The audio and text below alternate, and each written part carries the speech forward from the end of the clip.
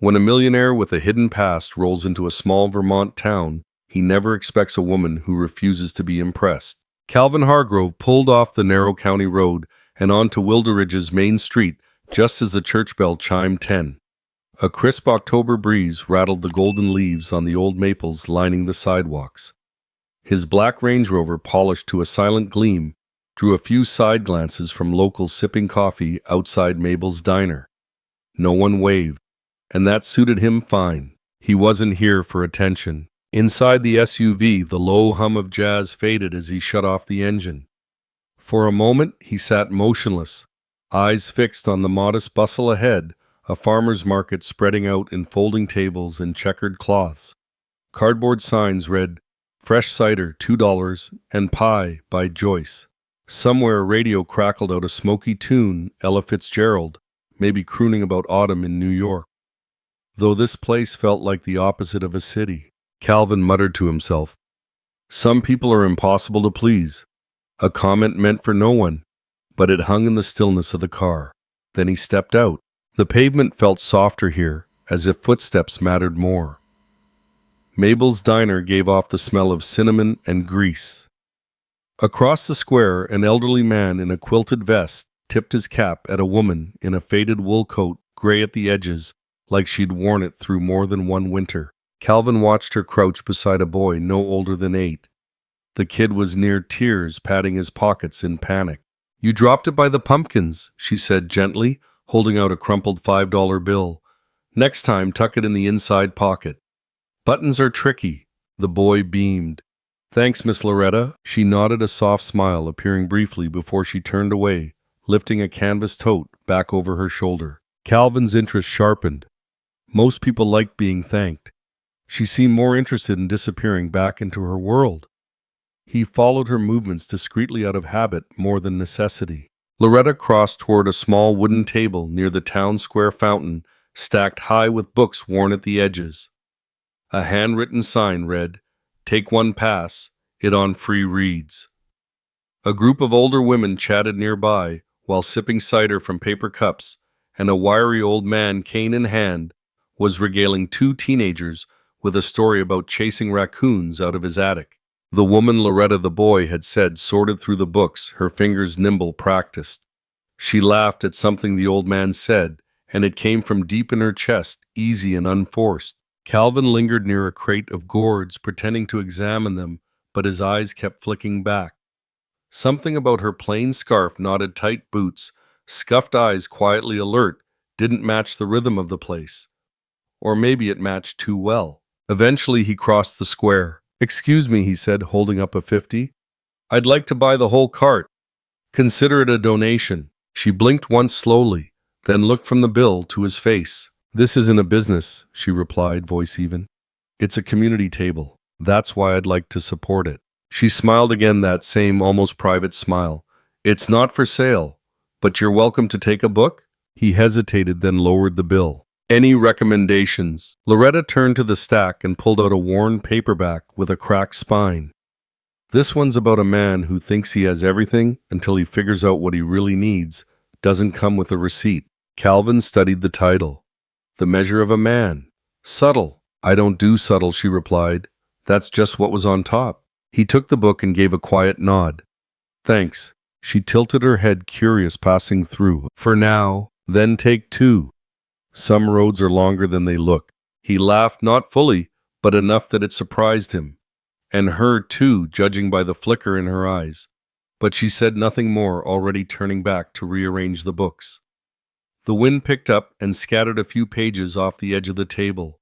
She caught one mid-air with reflexes that hinted at a past life, maybe a teacher, maybe a dancer. Back near the post office, 2 old men leaned against a newspaper stand, watching. "That one's not from around here," one muttered. "Nope," the other replied. "But he ain't the first to show up looking for something he doesn't know he lost." Calvin walked away with the book in hand, the smell of spiced apples trailing behind him. His assistant Miriam Ever Precise called just as he reached the car. "You found it." "I found something," he said. "Maybe."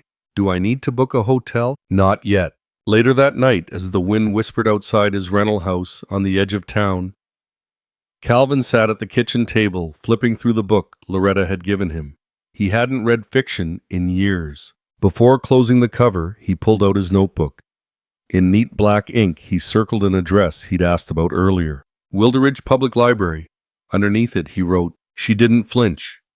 The next morning, Calvin walked into Mabel's diner wearing a dark navy coat and a quiet kind of curiosity. He hadn't expected to return so soon, but something about Loretta Mays had stuck to him overnight, like the scent of old paper and wood polish. She wasn't unkind, just uninterested. That was new. Mabel's was half full, and it smelled like every memory he'd never made bacon, maple syrup, burnt toast. Vinyl booths hugged the walls, and every table had a metal napkin holder and a sugar shaker with a chipped lid. The kind of place where folks didn't bother with Wi-Fi passwords or latte foam. It was all straight talk and strong coffee. He picked a booth in the back. The waitress, a woman in her 60s with a patchy gray braid and a name tag that read Dolores, ambled over with a pad and pen. "Out of towner," she said instead of "good morning." "I'm guessing that's obvious." Dolores offered a tired smirk. "You're wearing a coat that costs more than my truck, and you parked it where folks leave tractors." Calvin let out a quiet chuckle. "Fair enough. Coffee, please." Black. As she scribbled, he noticed an older man slide into the booth behind him. Gray cap suspenders, that familiar veteran's bearing. Frankie, the man from the square. "Morning, Dolores," the man called. "Morning." "Frankie, you want the usual, or you feeling adventurous today? Stick with tradition. My stomach don't like surprises." Frankie's eyes landed on Calvin's reflection in the window and gave him a quick once-over. "You staying long, stranger?" "Depends," Calvin said, turning just enough to meet his gaze. "You always talk to folks you don't know." "Only the ones who look like they're hiding something." Dolores snorted. "Be nice." Frankie leaned forward a little. "Don't mind me. I'm the local welcoming committee and unofficial town historian." "What brings you to Wilderidge?" Calvin paused, then replied honestly. "Peace and quiet. Maybe a little perspective." "Well," Frankie said, taking off his cap, "you won't find much noise here unless it's election week or we run out of pie." "Sounds ideal." Dolores returned with a steaming mug and a plate of cinnamon French toast. "On the house," she said. "You look like someone who doesn't remember the last time breakfast was warm." Calvin looked down surprised. "Thank you." She waved him off. "Don't make it weird. Eat it before the butter gets cold." Outside the window, the morning light hit the frost-dusted sidewalk. Locals passed by in flannel and denim. One woman pushed a stroller while greeting nearly every face she passed. Another teen helped her granddad unload crates of apples from a pickup. Wilderidge was slow in a way that made you feel like time had options. No rush, no noise to fight. By mid-morning, Calvin found himself near the public library. It was a red brick building with ivy hugging its side and a banner reading Children's Storytime Wednesdays at 4. He hesitated before entering, but curiosity nudged him through the door. The inside smelled of old bindings and lemon wood cleaner. A space both cared for and worn thin. He saw Loretta across the room, adjusting a display of fall-themed books, titles with leaves in warm colors, all lined like a paper quilt. She looked up. Still passing through, she asked not unkindly. "Still wandering," he answered. "Thought I'd return the book."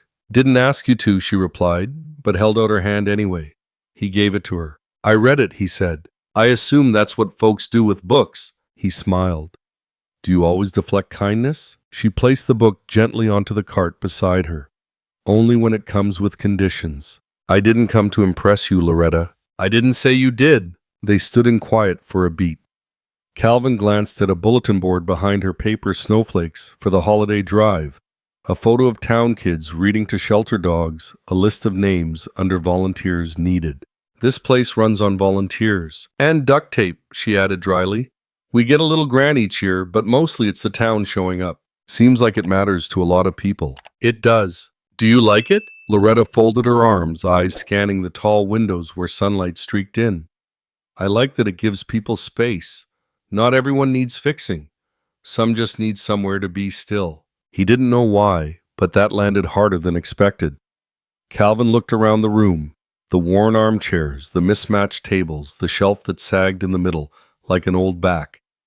A boy sat in the corner with his grandmother, quietly sounding out words from a board book. I never really noticed libraries before, Calvin murmured. That's all right, she said. We noticed you. That afternoon, Calvin wandered down the town's winding side streets with no particular direction. His coat collar turned up against the brisk wind, hands in his pockets. There was a stillness in Wilderidge he couldn't quite explain, like time slowed just enough to let thoughts catch up. He passed a hardware store with a sign that read, "Closed Mondays. Go fishin'." Then an old barber shop where two older men argued good-naturedly over whether Jimmy Carter or Ronald Reagan had been the last decent president. The rhythm of the town was unhurried and thick with memory. Calvin stopped at a park bench near the town square. From here he could see the bookstore, the library, and a narrow path leading behind it. Children were drawing with sidewalk chalk, smiling sons, lopsided turkeys, and what looked like a dragon in a Santa hat. He pulled out his notebook. Wilderidge Public Library.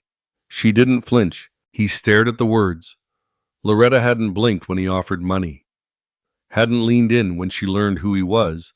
Hadn't asked about his past. People usually did. They asked out of curiosity, envy, or politeness, sometimes all three. But she had looked at him like a person, not a prospect, and that rattled something loose in him. Just then a voice called out, "Mr. Fancy Coat." He looked up. Frankie, the old veteran, was making his way toward him, cane tapping rhythmically on the sidewalk. "Mind some company?" Frankie asked. Calvin gestured to the empty bench space beside him. "Be my guest." Frankie sat down with a grunt, rubbing his knee. This town's old bones talk louder in October. They sat in companionable silence for a minute before Frankie spoke again. "So, you and Loretta." "There's no me and Loretta," Calvin replied. Frankie's grin was slow and wise. "Not yet. But you've got that look." "What look is that?" "The look of a man who just realized money can't buy the one thing he actually wants." Calvin chuckled. "Do you say that to everyone?" "Nope. Most folks still think money fixes everything." "You don't." He didn't reply. Frankie leaned back. "Loretta's been through things you know, hard things. Lost her husband to cancer. Lost her job when the school district cut funding. Built her life back one piece at a time. And she didn't ask for help doing it." "I wasn't trying to fix her," Calvin said quietly. "I know. That's why she noticed you." That evening Calvin drove out to the edge of town, where the road narrowed between two rows of tall pine. The air smelled of wood smoke and dry leaves. He parked beneath a flickering street lamp and sat in the silence of the car. He didn't belong here, not really. But for the first time in years, he wanted to. He pulled out his phone, stared at the long list of unread messages from Miriam, updates, reminders, an invitation to fly out to San Francisco for a conference he'd agreed to months ago. He didn't open any of them. Instead, he typed a short message to her. "Extend the stay. Indefinite. I need more time." He hit send, then tucked the phone away. Later, as night fell, he walked past the town library once more. It was dark now, except for a faint glow inside. The reading room light was still on. Through the tall window, he saw Loretta standing on a step stool, reaching for a high shelf, a book balanced in one hand. She moved with a kind of quiet certainty, like someone who didn't rush to please or impress, only to serve what mattered. Calvin stayed outside, watching. He didn't knock, didn't interrupt, just stood there under the pale lamplight with his hands in his coat pockets, his breath misting in front of him. She didn't flinch. That night, Calvin circled the library address in his notebook and wrote, "She didn't flinch." He offered to fix everything with one signature. She turned him down without blinking. Calvin had come in prepared. His checkbook was in the inner pocket of his coat, the pen already clipped to the top. The library door creaked as he pushed it open, warm air, and the faint scent of cinnamon and old paper wrapping around him like a worn quilt. A group of kids sat cross-legged on a faded rug near the fireplace, making turkey shapes from colored handprints. Loretta stood by the desk, tying a red scarf around her neck. She turned as the door closed behind him, her expression unreadable. "I came to make things easier," he said without preamble. He pulled out the check already filled out, 5 figures dated signed. "You can replace every light fixture in here, fix the plumbing, buy new shelves. You wouldn't have to do another bake sale for the next decade." Loretta didn't look at the paper. Instead, she looked at him. "We don't need fixing," she said, her voice low but clear. "Not that kind. It's just money." "Exactly." She stepped around the desk, arms folded. "It's just money. But this place, this room, it runs on other things. People's time. Leftover cookies from church meetings. Kids who come here because the lights stay on when theirs don't at home." Calvin blinked. "I'm not trying to insult anyone. I thought I was helping." Loretta took the check from his hand, not to keep it, but to read it. She turned it over like it was a flyer someone handed out on the street. "You're used to people saying yes to this, aren't you?" He didn't answer. She placed the check back on the desk right next to a paper cup filled with markers. "I'm saying no." A gust of cold air slipped through the door as another patron entered behind him. He stepped aside, throat dry, unsure whether to feel offended or something else. Intrigued, he left without another word, but her voice followed him all the way back down the steps and into the crunching leaves. "Not everything broken needs your kind of fixing." Later that evening, Calvin sat in his car just outside the town hall building. The angle gave him a partial view of the library across the square. Through a dusty public access camera feed on his tablet, one Miriam had pulled for situational awareness. He watched Loretta kneeling next to a little black girl at the reading rug. The girl looked about 9, her braids tied with mismatched rubber bands. Between them sat a small jar of dry beans and a handful of sticks. "She's teaching math with beans," Calvin muttered aloud. "Counting groups of 5, Miriam said over the speaker. "We used to do it at my school in Queens before the state cut our budget." He tapped the screen. "That girl, do we know who she is?" "Jada. Mom works doubles at the pharmacy up the hill. Loretta volunteers to help after school, every Tuesday and Thursday." Calvin watched the child nod as Loretta rearranged the sticks, smiling. It wasn't forced. It wasn't performative. There was no Calvin to impress in that room. "Is she always like this?" he asked. Miriam's voice crackled. "Too calm if you ask me." He raised a brow. "She was humming something yesterday. Sounded like an old gospel hymn. Same one my grandmother used to play when someone passed away. Except Loretta hummed it while scrubbing bookends in the back like she was cleaning her soul." "Doesn't that strike you as strange?" Noe said after a pause. "It strikes me as someone who knows how to keep peace in her space." Miriam didn't reply right away. "I'm just saying people who don't react tend to be either monks or manipulators." Calvin chuckled softly. "You're saying she's dangerous because she turned down a check. I'm saying it's worth keeping your eyes open. No one's that calm for free." The next day, the air in Wilderidge felt heavier, as if the clouds above had settled just a little lower. Calvin sat at his usual spot inside Mabel's diner, a corner booth with a clear view of the town square and a mug of black coffee that never seemed to empty. The place was busy. It was $2 Tuesday, and the smell of cornbread and chicken soup floated over the laminated menus and gossip. Frankie, the veteran with the raspy voice and long memory, slid into the seat across from him uninvited. Calvin didn't mind. "You're the fellow who tried to buy the library," Frankie said, picking up a cracker and snapping it in half. "Town don't work like that. I wasn't trying to buy it. I was offering help." Frankie gave him a look that said he'd heard it all before. "Help's a tricky word around here," he said. "Folks don't always want the kind with strings, even when the strings are gold." Calvin tapped his spoon on the table, then set it down. "What if there were no strings?" "There's always strings," Frankie said, dipping his cracker in soup. "Only question is, who's holding the other end?" Across the square, Loretta was propping open the library door with a pumpkin-shaped doorstop. A few kids ran up the steps, carrying folders and paper bags. Calvin saw the girl again, Jada, waving at Loretta like she was family. He pushed his plate away and stood. Frankie didn't stop him, but his words followed Calvin out the door. "Some things get stronger because they're held together by hands, not wallets." Outside, the sky threatened rain. Leaves skittered across the sidewalk, like secrets too shy to speak.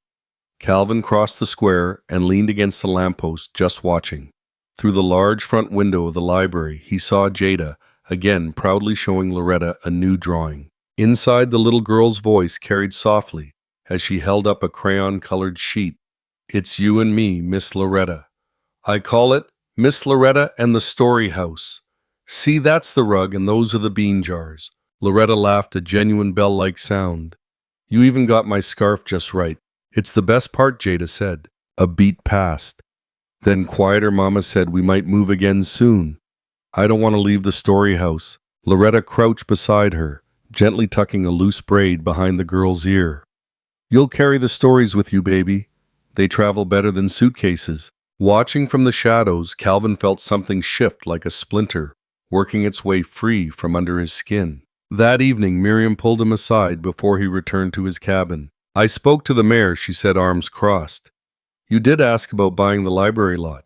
I asked what it was worth. That's different. Not to people like Loretta, it's not. Calvin rubbed the back of his neck, suddenly feeling like he was the one on trial. I just thought if I owned the lot, I could renovate it, expand it, make it safer. Miriam raised a brow.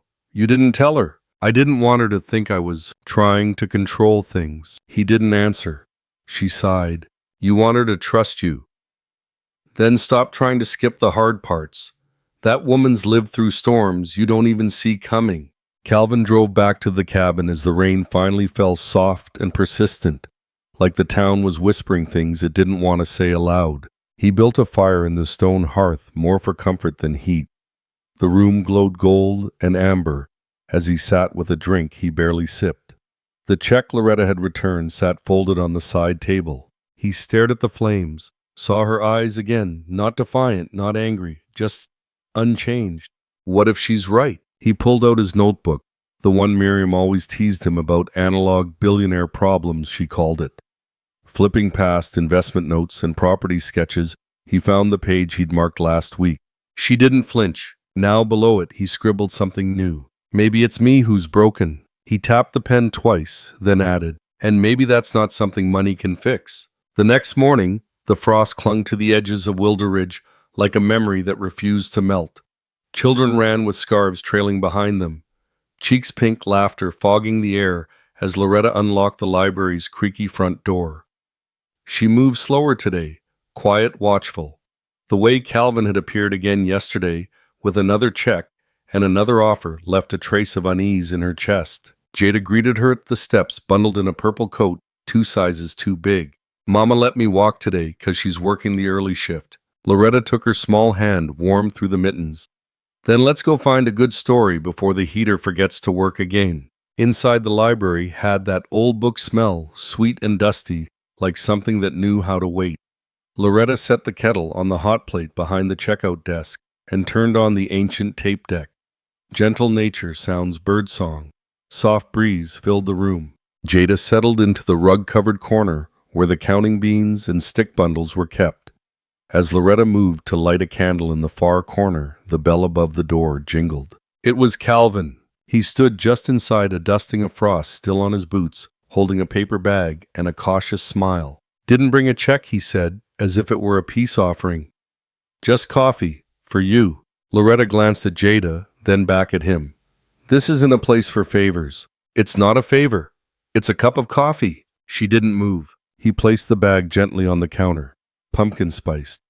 From Mabel's. I asked Frankie what you liked. Loretta exhaled slowly and walked over. She didn't pick up the coffee, but she didn't tell him to leave either. I heard you spoke to the mayor, she said quietly. He nodded. I asked about the lot, about how to help. She raised a brow. You still think this place is broken? Calvin looked around the sagging shelves, the cracked windows sealed with packing tape, the heater that made more noise than warmth. No, he said finally. Not broken, just tired. Loretta crossed her arms. And tired things need what? A hero. No, he said again. They need time. And people who don't leave. Jada peeked over a stack of picture books. Is that the man who wanted to buy our stories? Loretta didn't answer. Calvin offered a crooked smile. No, I just wanted to read one. If that's still allowed. Jada looked at Loretta, then back at him. Only if you wash your hands. He chuckled.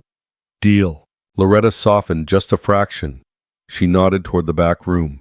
Soap's on the wall. Don't waste water. He disappeared through the doorway, and Loretta let out a breath she didn't realize she was holding. Later that afternoon, the reading circle gathered under dim light and quilted throws. Calvin sat at the edge, not speaking, listening, as Loretta read aloud from a worn copy of The Snowy Day. Her voice was soft and melodic like wind against pine. The children leaned in. Even Calvin leaned in just slightly. When the circle broke, Jada slipped a drawing into his coat pocket. Now you have your own story house picture. He smiled genuinely.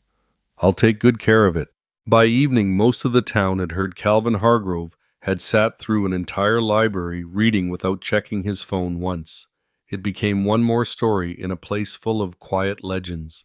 But Loretta wasn't done. The next day, she stopped by the mayor's office herself. Calvin wasn't there, but she'd heard enough. Her voice was calm but clear as she spoke. You let him poke around that lot again, and you'll find this library packed with every teacher, mother, and veteran in a 10-mile radius. This place belongs to the people who built it with bake sales, not blueprints.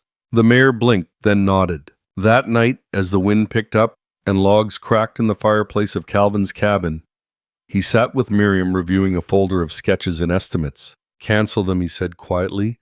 All of it. Miriam looked up. The renovation plans. He nodded. She doesn't want it that way. You sure? No, he admitted, gazing into the fire. But I'm starting to understand why. Miriam hesitated, then pulled out her phone. There's something else. I didn't want to show you earlier, but I thought you should see. She turned the screen toward him. A still image from a street camera near the library, Loretta arms around Jada, laughing under falling leaves. Pure, unstaged. She's not acting, Miriam said. I was wrong. Calvin looked at the image for a long time. Then he closed the folder and stood walking toward the window. Outside, the frost returned to the glass. He didn't speak until the silence felt solid. What if she's right, he murmured. The first snow came without warning. Just a whisper of white along the branches outside Wilderidge, frosting mailboxes and old porch swings in quiet ceremony. By afternoon, the lights in shop windows had turned festive reds and golds, a string of blue bulbs blinking around the frame of Mabel's diner. The scent of peppermint cocoa drifted from the open door, mingling with the sharp cold. Calvin had been watching the weather like it owed him an apology.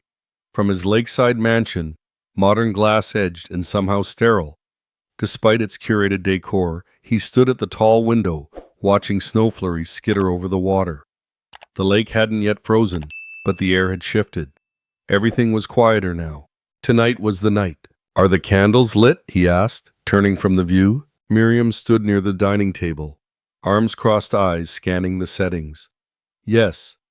Chef Henri has plated the amuse-bouche. Wine is breathing. Do you want to rehearse your welcome speech? He gave her a dry glance. It's dinner, not a campaign. Still feels like you're trying to win something. He said nothing, just adjusted the cuff of his shirt. Navy silk under a cashmere blazer. The dining room was dressed like it had been waiting for royalty crystal stemware. French porcelain, a centerpiece of white lilies and eucalyptus. A fire crackled behind glass. Everything was warm, glowing, expensive. Too expensive, maybe. She'll be here soon, Miriam added, assuming she comes at all. He looked again out the window, watching the snow gather on the gravel drive. When Loretta arrived, it was without fanfare. No heels, no entourage, no styled hair or fur-trimmed coat, just a hand-stitched gray wool dress that fell modestly past the knee, a burgundy scarf tucked at her collar, and a plain canvas bag on her arm. Her flats crunched in the snow as she walked, and in her hands a pie, homemade, covered with a flannel towel. Miriam opened the door before Calvin could. Ms. Mays, she said, tone neutral. Evening, Loretta replied with that steady calm that neither yielded nor challenged. Calvin stepped forward, a smile already set. You came. She held up the pie. Thought I'd bring dessert. He took it, unsure what to say. No one had ever brought him anything homemade. He wasn't sure if that made it quaint or sacred. Inside, the warmth of the house wrapped around her like a coat. Inside, the warmth of the house wrapped around her like a coat she wasn't sure she wanted. She glanced at the curated art on the walls, abstracts with no title, no soul, and gave a polite smile. Beautiful space, she said, removing her scarf. Thanks. Make yourself at home. Calvin gestured toward the great room. Can I get you something? Wine, sparkling water? Just water, please. Tap is fine. He blinked but nodded. Of course. Miriam disappeared toward the kitchen, heels silent on the hardwood. Loretta's eyes wandered to the towering bookcase by the fireplace. Everything in its place. Everything color-coded even. She murmured half to herself, "Books aren't supposed to match." Calvin returned with her water. "I had the place staged when I moved in. Feels like it?" They sat. Or rather, he sat. Loretta lingered near the books a moment longer, then finally joined him at the table. She took the seat across from his. Chef Henri arrived with flourish and a thick French accent. "Tonight we begin with truffled mushroom velouté, followed by confit duck, but of course with American touches for our guests." Calvin waved him off with a grin. "We're in good hands." Loretta's expression didn't change, but her hands folded gently in her lap. She tasted the soup slowly, her spoon making barely a sound against the porcelain. He watched her trying to read the quiet. So he began. "I thought this might be a chance to get to know each other. Outside the library." She dabbed her lips with the cloth napkin. "It's thoughtful. But there's always a but with you," he added, trying to soften it with a smile. "I don't do well with performances," she said simply. The silence that followed wasn't cold, just honest. Miriam re-entered, seating herself carefully at the corner of the table. Her gaze flicked from Loretta to Calvin, then down to the pie still sitting in its dish on the counter untouched. "So," Miriam said, tone casual, "do you plan to stay in Wilderidge long?" Calvin shot her a look, but Loretta answered first. "I stay where I'm needed. Right now, that's here." Of course, Miriam nodded, just curious. "You seem adaptive." Meaning, "Oh, I mean it as a compliment. You know, some people adjust well to opportunity." Loretta's expression didn't flicker. "Others mistake peace for weakness." Calvin cleared his throat. "Miriam," but Loretta was already rising, smoothing her skirt. "Thank you for dinner, Calvin." It was generous. "You're leaving already?" She nodded. "I have early hours. Let me walk you to your car." "No need. I know the way." She moved toward the door with quiet confidence, wrapping her scarf back around her neck. Just before stepping out into the snow, she turned. "You keep setting tables no one's hungry for." Then she was gone. Calvin stood in the doorway for a while, cold air seeping in. Miriam moved toward the kitchen, lifting the pie gently from the counter. "You want me to wrap this up?" "No," he said softly. "Leave it." He sat back down now, alone at the glowing table. The lilies seemed too white, the wine too sharp. He reached for the pie, cut a slice, and tasted it slowly. No garnish, no sugar glaze. Just apples, cinnamon, and care. "This tastes like home," he whispered. The snow had grown heavier overnight. By morning, a soft layer of white blanketed the evergreens around Calvin's lakeside mansion, and the windshield of his Range Rover wore a frosty mask. Still seated in the dining room, Calvin stared at the empty pie plate, the last crumb gone, as though it might explain something about the woman who baked it. Miriam appeared with a steaming mug of coffee. "Did you sleep at all?" He shook his head, eyes still on the plate. "I didn't want to. She left early. Maybe that's all it meant." He stood. "She didn't leave because of the food, or the awkward table, or even you." Miriam arched a brow. "Excuse me." "She left because none of this mattered to her," he said, motioning around the cavernous room. "Not the wine list, not the lake view. Not me trying to impress her." Miriam sipped her coffee in silence. "Then maybe she's not the type of woman you're used to." "No," he agreed, walking to the fireplace. "She isn't." Later that afternoon, Calvin stopped by Mabel's diner, not because he was hungry, but because Frankie always sat there around 300 p.m. with his crossword and black coffee. Today was no exception. Frankie looked up from his booth by the window. "Well, if it ain't the city boy who learned apple pie beats duck confit," Calvin smirked. "Word travels fast. It's a small town. Loretta's pie travels faster." Calvin slid into the booth across from him. "She always liked that." "Graceful as snowfall," Frankie said, folding his newspaper. "But don't mistake kindness for permission. Folks like her don't want diamonds, son. They want folks who show up." Calvin nodded slowly. "How long's she been widowed?" "Going on 6 years now. Husband was a school janitor. Worked nights. Real quiet man, always had paint on his pants and jazz on the radio. Died of a heart attack on the job." Calvin leaned back, quiet. "She seems untouched by all of this, as if she's found something most people spend fortunes chasing." Maybe she has. Frankie took a sip. You trying to buy it? No. Calvin hesitated. I thought I could offer something better. Money. Calvin smiled bitterly. What else do I have? Frankie laughed raspy and deep. That's your problem. You think that's all you are. That evening, Calvin found himself parked outside the Wilderidge Library again. He didn't go in. He just watched. Through the window, he saw Loretta sitting with Jada and a few other children, holding an old tape recorder that played soft nature sounds, crackling fires, birdsong, and streams. The kids listened wide-eyed as she read from a worn storybook, her voice even and calm, like the snowy night pressing against the glass. Calvin rolled down his window slightly just to hear her better. He caught only fragments of the story, something about a child who lost their way and found comfort not in riches, but in a song carried on the wind. He drove off before the story ended. Back at the mansion, Miriam waited by the front door, arms crossed. You've been following her. Observing. She's not what you expect. Doesn't mean she's not playing a part. He paused at the threshold. You really believe that? Miriam shrugged.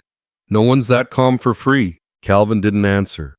He walked past her and into the study where Jada's drawings scanned from town records lay open on the desk.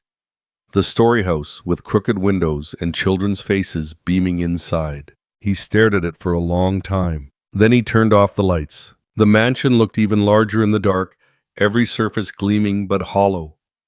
No framed family photos lined the mantel. No dusty school drawings on the fridge.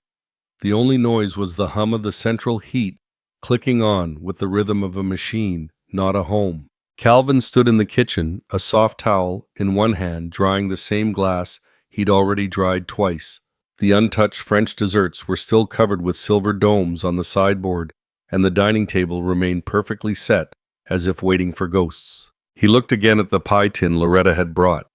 A simple glass dish, now cleaned and set aside, but still somehow the warmest thing in the room. He ran his fingers along its edge and whispered, she didn't even wait for dessert. In the days that followed, Calvin kept his distance, unsure what the next move should be. Loretta had left no room for ambiguity. She wasn't impressed, and she wasn't looking to be. But that didn't erase the impression she'd left on him. At the local hardware store, while picking up firewood and winter-grade windshield fluid, he ran into Frankie again. The older man gave him a pointed glance. Still brooding over pie, or have you learned something useful yet? Calvin gave a crooked smile. I'm getting there. Frankie leaned in slightly.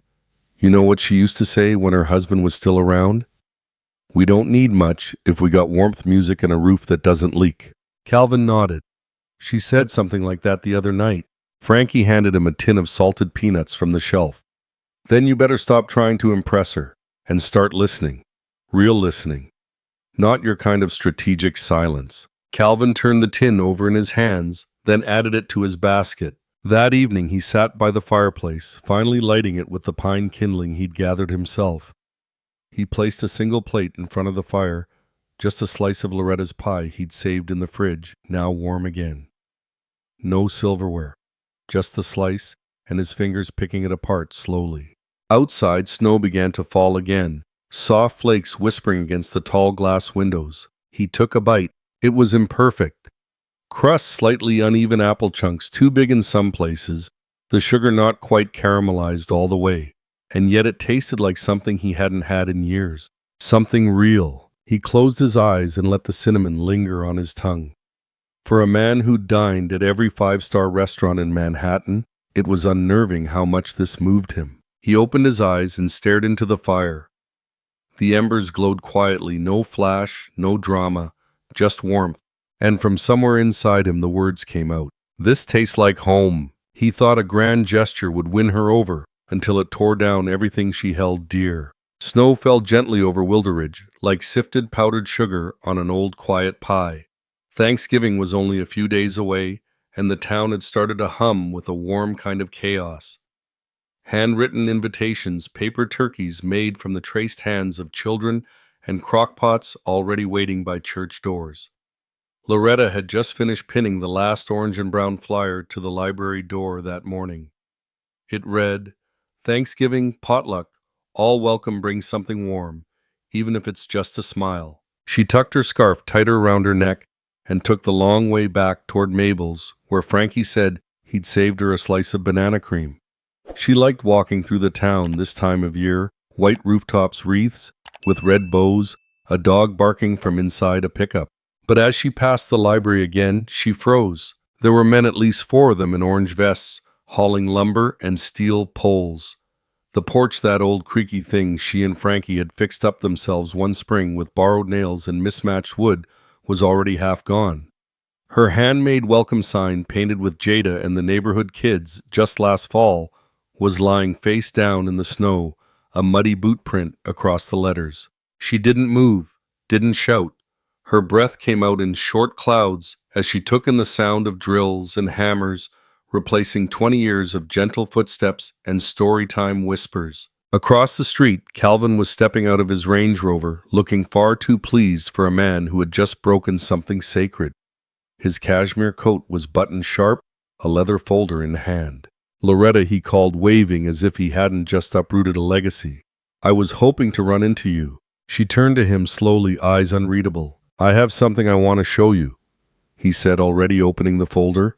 "State-of-the-art interior accessibility upgrades solar panels. It'll be called the Hargrove Community Library.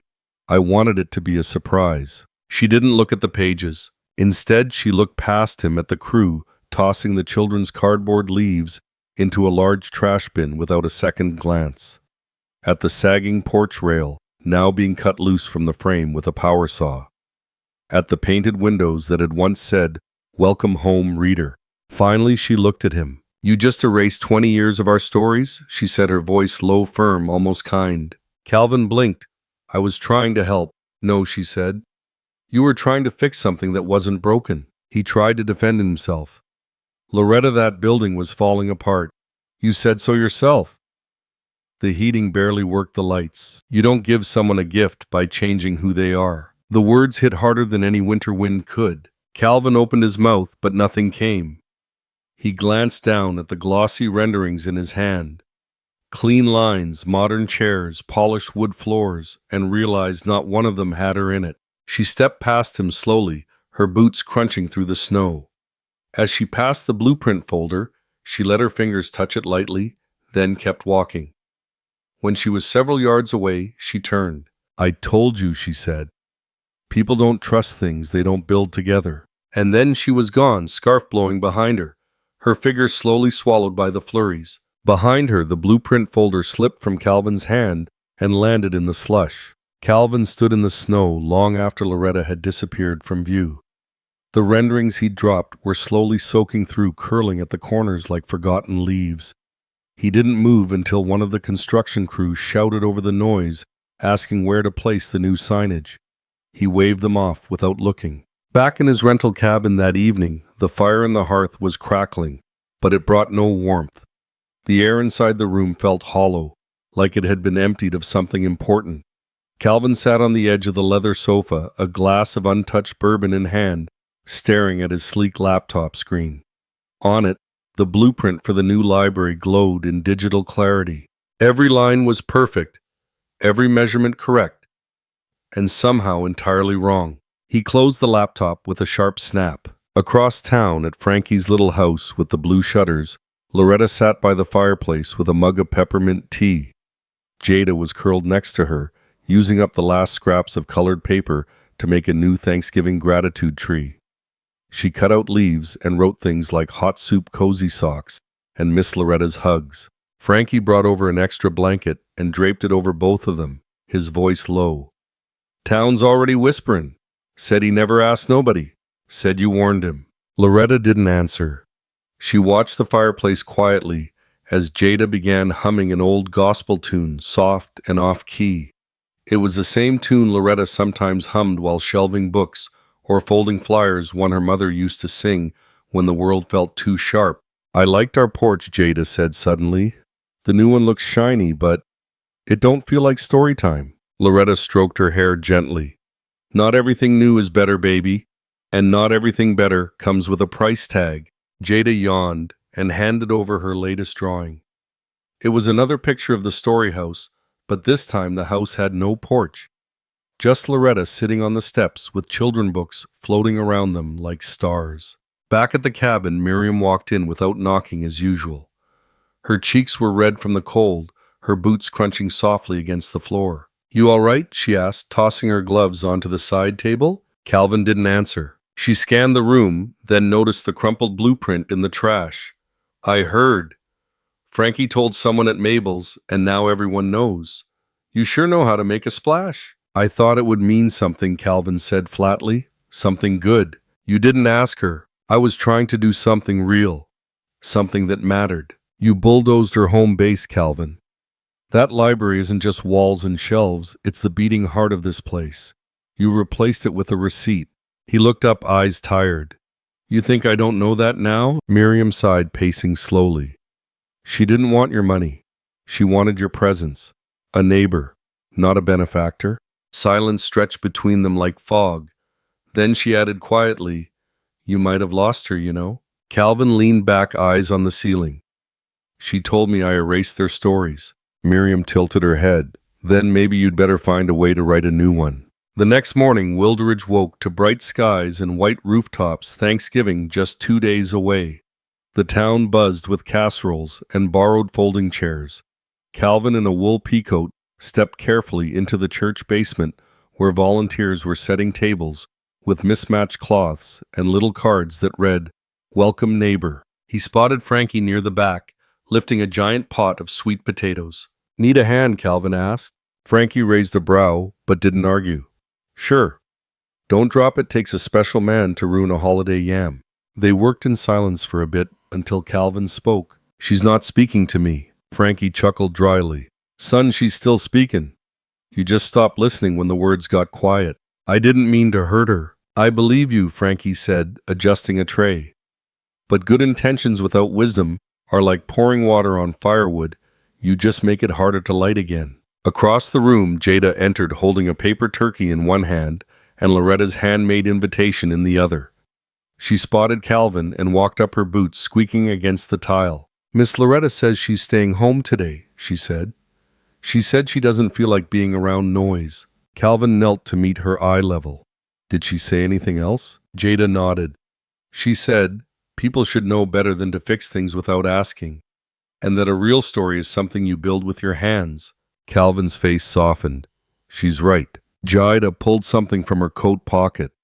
It was the old painted welcome sign from the library, smudged but still intact. "I saved this from the trash," she said. "I didn't want it to disappear." Calvin took the sign gently, his fingers brushing over the faded letters. For the first time in weeks, he felt something unfamiliar in his chest, something like shame but warmer, like a lesson just beginning to take root. The sun had started to dip low over Wilderidge, casting long lavender shadows across the snow. Outside the church basement, the potluck was winding down. Folding chairs, stacked tables wiped the scent of baked apples and cornbread lingering in the crisp air. But Loretta hadn't come. Calvin stood outside, holding the old library sign Jada had rescued.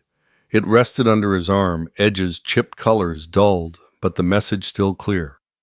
"Welcome home, reader." For once he didn't get into his car. Instead he walked, boots crunching steadily through side streets past shuttered shops and houses wrapped in lights. He followed the curve of memory back to the library.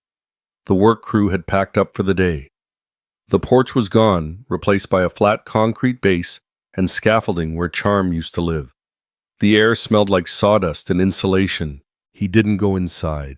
He just stood there, holding the sign. And then, as if drawn by instinct, he turned toward Loretta's house. He didn't know exactly what he was going to say, only that he couldn't not say something. But when he reached her walkway, the porch light was off. Through the frosted front window, he could make out movement.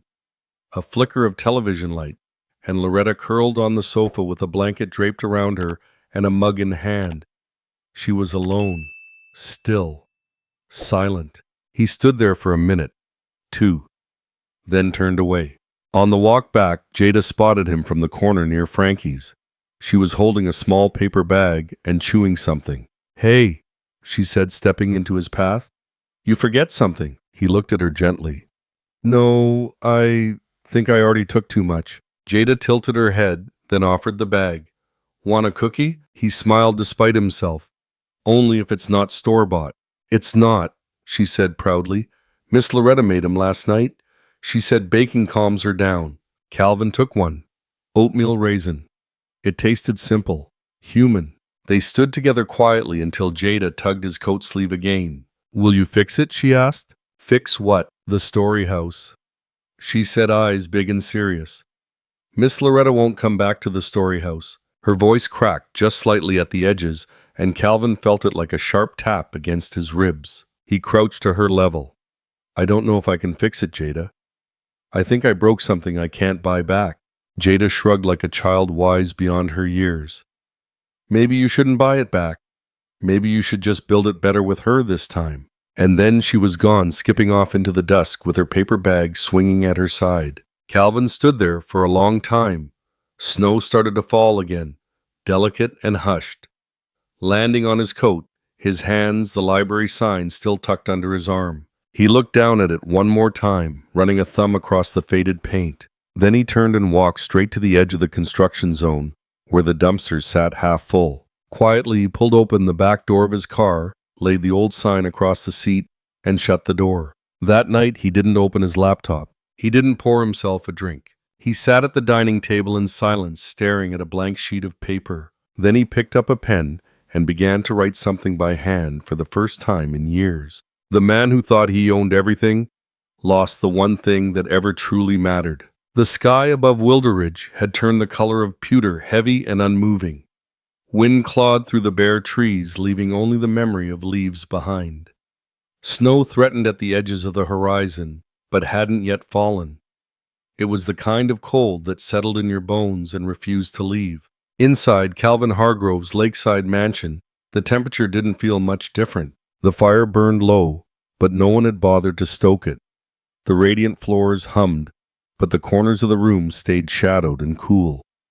No lights flickered from the modern chandelier overhead. No aroma of seared duck or imported truffles drifted in from the kitchen. Chef Henri was long gone, and so it seemed was everything else. The television had been turned to mute. A national news ticker rolled across the bottom of the screen in bold red breaking Hargrove Holdings. Faces hostile to takeover. CEO ousted. They kept looping the same clip of Calvin walking briskly through an airport 3 years ago, flanked by 2 assistants and wearing sunglasses giving the illusion of control.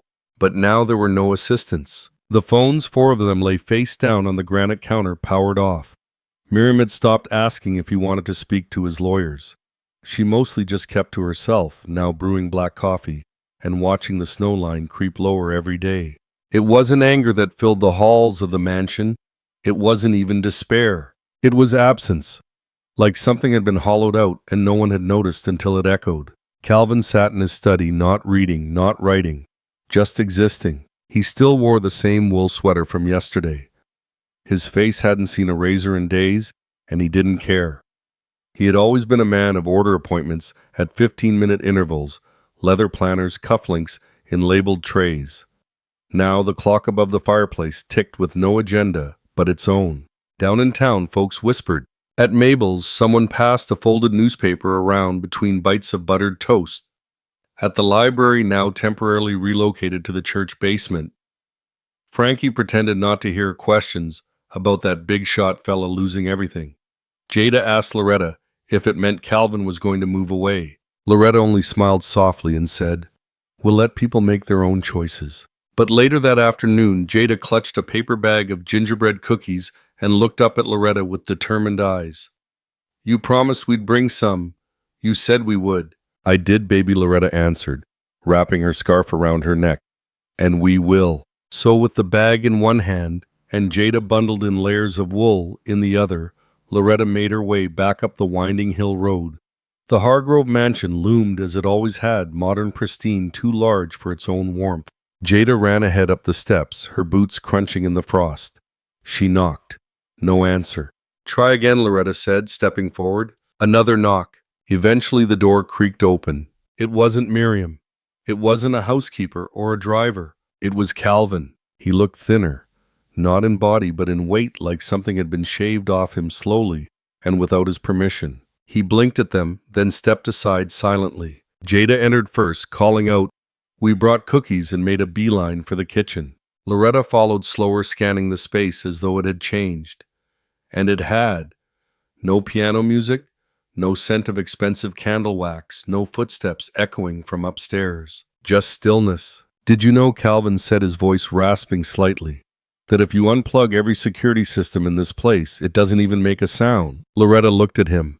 "Sometimes silence is the loudest thing there is." He gave a tired smile and led her to the sitting room, where a single cassette tape sat inside an old wooden player. Dust lined the edges of the table as if untouched for years until today. Calvin pressed play. The voice that crackled from the speaker was slow, deep, familiar. "Good night, room. Good night, moon." Loretta tilted her head. "Is that my father?" Calvin murmured. "Used to read it to me. I found the tape in an old shoebox I hadn't opened since he died." She said nothing. He handed her a mug of cocoa, no marshmallows, no cinnamon stick, just warm, dark honest. Loretta took it gently. They sat. No questions, no apologies, just the sound of a man's long-gone voice reading a bedtime story to a child he'd once held. The fire in the sitting room had gone from flickering to full-bodied crackling steadily in the hearth. Outside, the snow had begun to fall, slow and steady, softening the sharp edges of the world. But inside, it was a different kind of thaw, one that moved between two people without needing words. Calvin sat slouched on the leather sofa, fingers cradling the cocoa mug, like it might slip away if he blinked.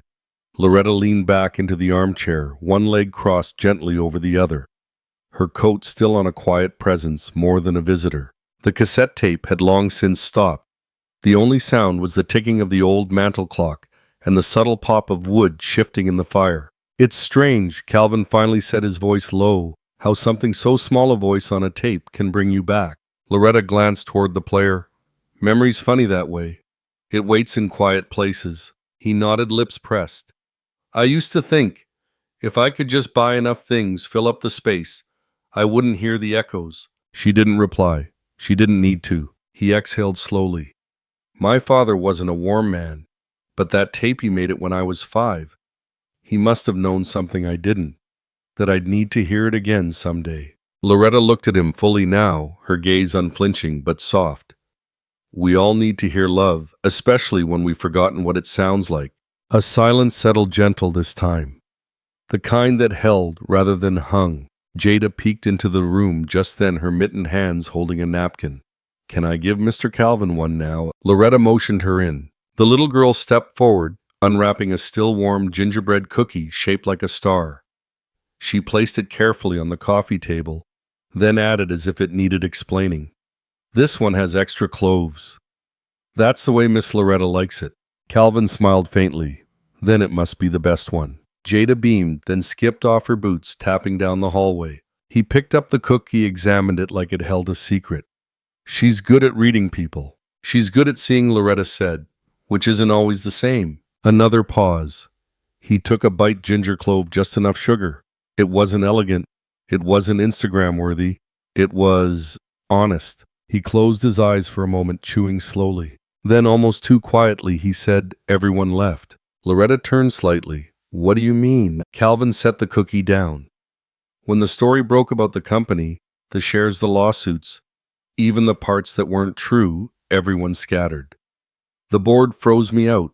Clients distanced themselves. Even my lawyer won't return my calls." His hands clenched, jaw flexing. "People I paid, people I built empires with.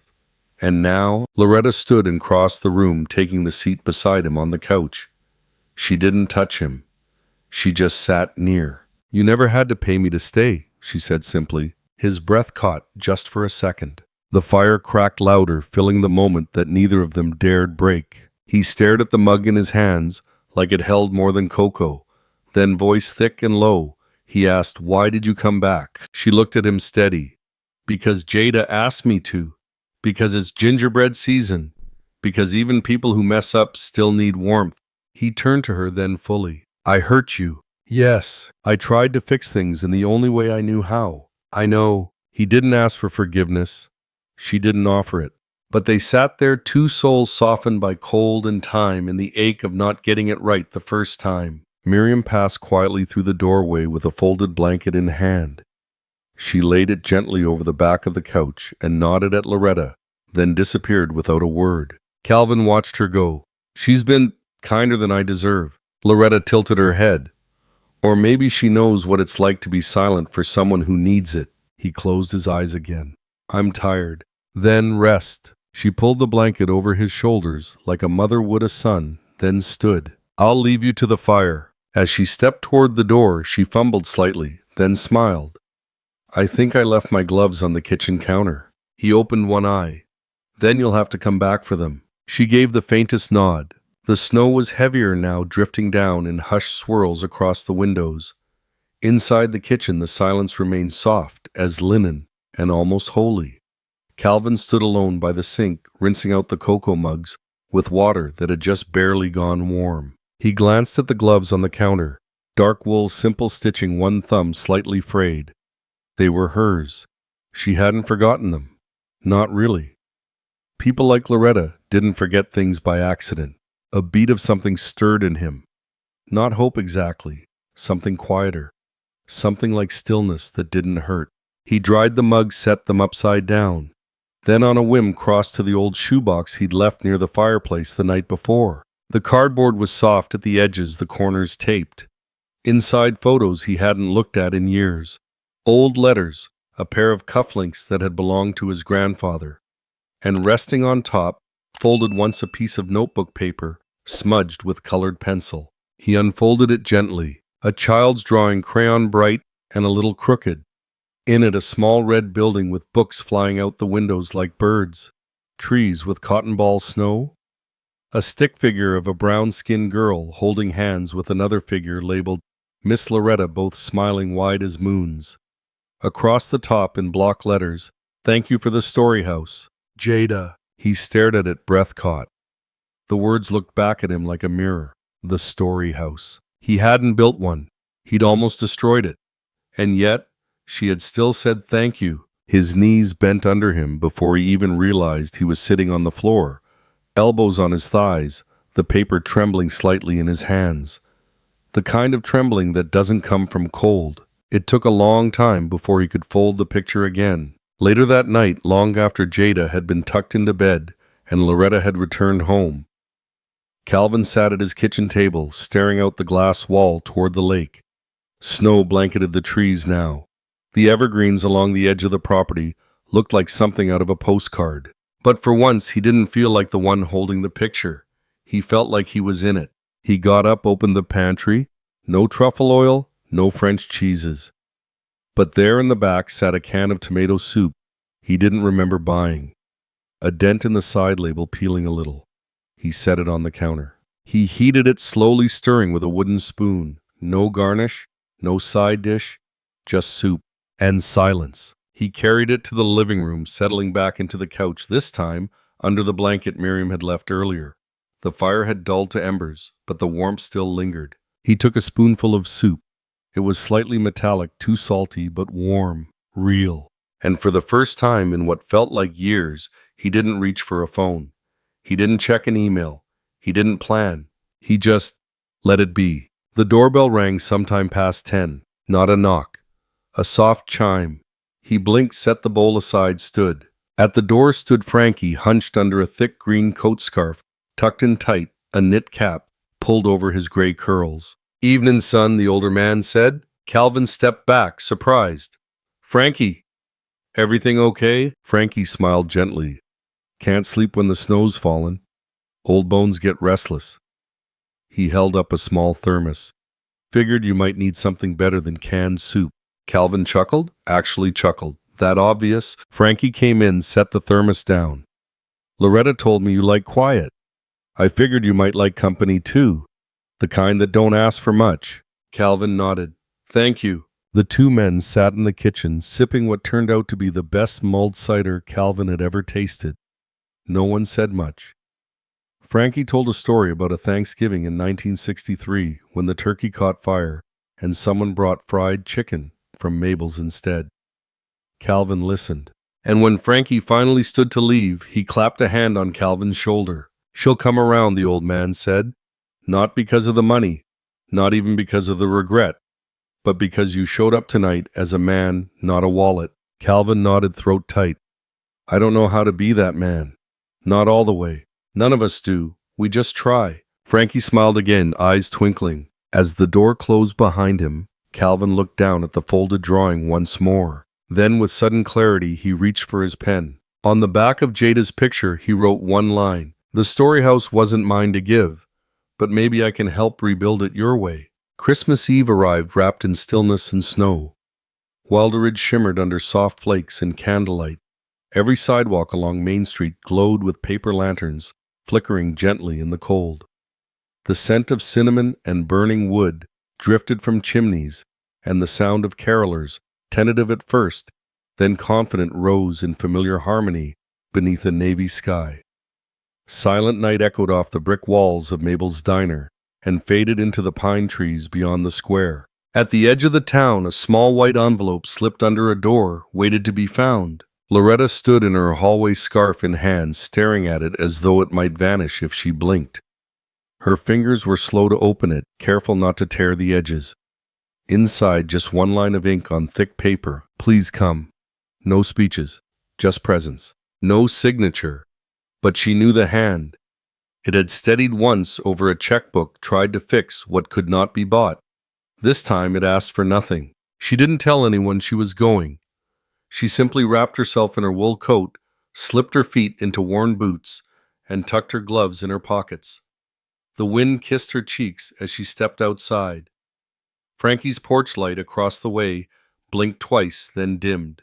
The town square was lit like a hush, candles flickering in every window, old men holding cider mugs in mittened hands, children whispering about reindeer and bedtime. Jada darted past in an oversized elf hat, giggling as she held a tray of gingerbread cookies too big for her arms. Loretta followed the scent of cedar and page edges to the place she'd once called a second home. The library stood at the corner of Maple and Birch, modest as always, but something had changed. The porch, once worn and creaky, now stood strong but familiar. The wood hadn't been replaced, just carefully restored. And above the entrance, in soft painted lettering that matched the original, a new sign read, "The Evan Mays Memorial Reading Room." Loretta's breath caught, but she kept walking. Miriam waited just inside the door, cheeks flushed from cold or nerves, it was hard to tell. "I didn't tell him I invited you," Miriam said quietly. "But I thought maybe you'd want to see what he really built." Loretta didn't respond. She stepped inside. It smelled of pine and books and old memories. Warm light spilled from every corner, and soft music played instrumental carols just under the hum of children's voices. The shelves had been rebuilt, but not replaced. Every imperfection remained, each groove and nick from the past, honored like a wrinkle on a beloved face. Community-donated books lined the walls, cookbooks, mysteries, well-thumbed classics. A group of children sat in a circle, one reading aloud in a careful voice, while the others listened wide-eyed. At the far wall behind the old checkout desk, a simple plaque rested in gold leaf, "For those who teach without asking anything in return." Loretta stood in place, hand over her scarf, trying to breathe. "She's here," someone whispered. A few people turned, but no one crowded her. No fanfare, just presence. Miriam cleared her throat gently. She stood at the front of the room, now near the fireplace. "I won't speak long," she said, voice steady but tender. "Because tonight's not about plans or press or promises. It's about trust and what it costs when it's broken, and what it means when someone tries to rebuild it the right way." A hush fell over the room. No applause, no photos, just stillness. Loretta moved slowly, fingers grazing the shelves, the corners of old bookends, the edges of handwritten nameplates still taped to some spines. Then she saw it. Near the fireplace, nestled between two child-sized chairs, stood a bench. Not fancy, not large, but made of smooth cedar, polished just enough to feel warm to the touch. On the seat, carved with care, "Evan's Corner. Tell your stories here." She didn't cry, not the way others might have. But something in her knees gave slightly, and Jada's small hand found hers, steadying her like a branch in wind. "Miss Loretta," Jada whispered, We saved the good cookies for you. Loretta managed a nod, eyes still on the bench. Her fingers brushed over the name, her son's name, and something opened in her chest she hadn't realized had been shut. Across the room, near the back wall, Calvin stood. He hadn't spoken, hadn't tried to get close. He wore no suit, just a thick coat and boots dusted with snow arms crossed loosely. When Loretta turned toward him, he didn't lift his hand, didn't smile. He bowed his head, and she nodded once, quiet, firm enough. Loretta didn't sit, not at first. She stood beside the bench, one hand resting lightly on the carved name, as if to remind herself it was real, that someone somewhere had remembered Evan not just as a boy who left too soon, but as a story worth telling. Frankie hobbled in from the back, his old scarf trailing like a forgotten flag. "Took me longer to button this coat than it did to raise my kids," he muttered, easing down into a nearby chair. "But for her I show up." She gave him a small smile, more of a wrinkle in the eyes than anything on the lips. Behind her, children moved around the room like small comets, offering cookies, pointing at handmade ornaments hanging on low hooks, giggling at mismatched mittens. One boy sat cross-legged, reading The Snowy Day aloud to a patient girl with crooked pigtails. Calvin stayed near the door. His posture had changed. No longer the man who filled a room before he even spoke, but someone learning how to take up less space. He shifted his weight awkwardly, as though unsure if he was welcome or even necessary. Loretta finally moved. She walked slowly toward the old wooden desk, restored but not replaced, and picked up a small tin box labeled, "Free to borrow, just bring it back." Inside were pencils, bookmarks, and a note written in a child's hand. "Reading is like dreaming, but you don't have to sleep." She chuckled softly, and for the first time that night her shoulders eased. Mabel came in from the cold arms full of cider cups. "Don't let these freeze like last year," she called. "I got arthritis, not magic fingers." She handed one to Loretta, who accepted it with both hands. The room didn't revolve around Calvin anymore, and he didn't expect it to. Miriam approached cautiously, her usual crispness replaced with warmth. He didn't want his name on anything she said, eyes meeting Loretta's. Only Evan's. "And yours in the wood grain and the quiet." Loretta nodded. "It's not about names, it's about presence." A group of children tugged at her coat. "Miss Loretta, sit. Tell us a story." She looked toward the bench again. For a moment she hesitated. Then she walked over, lowered herself slowly, and sat on Evan's corner. The wood creaked just enough to remind her it was real. Jada climbed into her lap, without asking, arms wrapped around a stuffed reindeer. "It smells like your house," she whispered, "but better." Loretta smoothed a hand over her hair. "Maybe it smells like memory." One by one the other children gathered close. No microphones, no fanfare. Just candlelight, warm cider, and a story beginning with "Once upon a time in a town small but full." Across the room, Calvin leaned against the doorframe, hands in his pockets. He didn't move, didn't speak. But when she glanced up, their eyes met, and this time she didn't look away. The children drifted off, one by one, pulled back to parents waiting outside, or to cider mugs growing cold. Candles burned lower. Snow tapped gently against the window panes, steady as breath. Loretta remained on the bench. Jada, curled beside her, now had dozed off under a flannel blanket someone had draped over them. Loretta didn't stir. She just watched the quiet taking in the room, like it might vanish again if she blinked too long. Across the space, Calvin hadn't moved. People came and went, murmuring their goodbyes, patting his shoulder. Frankie gave him a long look, then just nodded as if to say, "You've done enough for tonight." Calvin didn't speak, not even to Miriam, who returned his coat with a glance that held approval, but also a warning. "Don't expect more than what's been given." Loretta gently adjusted Jada's hat, then looked toward the far wall, where the soft gold plaque caught the candlelight. "For those who teach without asking anything in return." She stood carefully, not waking the child, and placed the flannel blanket tighter around Jada's shoulders. Then she moved slowly, almost reverently, across the room. Each step echoed like pages turning. She stopped in front of the plaque and raised a hand, palm flat, pressing it softly against the surface. For a long time she said nothing. Her eyes weren't wet, but they shimmered. Calvin straightened instinctively, stepping forward. Just once, Loretta turned toward him. He froze still. Their eyes met across the space. No one else remained now, only the sound of silent night being hummed outside the windows and a draft that rustled the evergreen wreath near the door. She didn't smile. She didn't cry. She nodded. One single solemn nod. He didn't return it. He bowed his head, both hands clasped in front of him, like a man in church. And in that silence, sacred and unsaid, something old melted. Not forgotten, not undone, but forgiven in the way that matters most, through acknowledgement, not apology. She stepped closer, then slow and grounded. "Thank you," she said, barely above a whisper, "for not making it about you this time." He lifted his eyes, and for the first time they were clear, not clouded by money or fear or needing to win. "I didn't know how else to say I see you," he replied. Loretta looked toward Evan's corner. "Now you do." He nodded gently. Behind her, Jada stirred awake, rubbing her eyes. "Is it still Christmas Eve?" she asked. "It is, baby," Loretta said softly, reaching down to lift her. "Then there's still time to sing?" Jada grinned, wrapping her arms around Loretta's neck. Miss Mabel said, "We can stand by the nativity and make up our own verses." Loretta chuckled. "I suppose that's what storytelling's for." Calvin walked them to the door without offering to carry anything. Outside, the town square was hushed, the last of the carolers gone.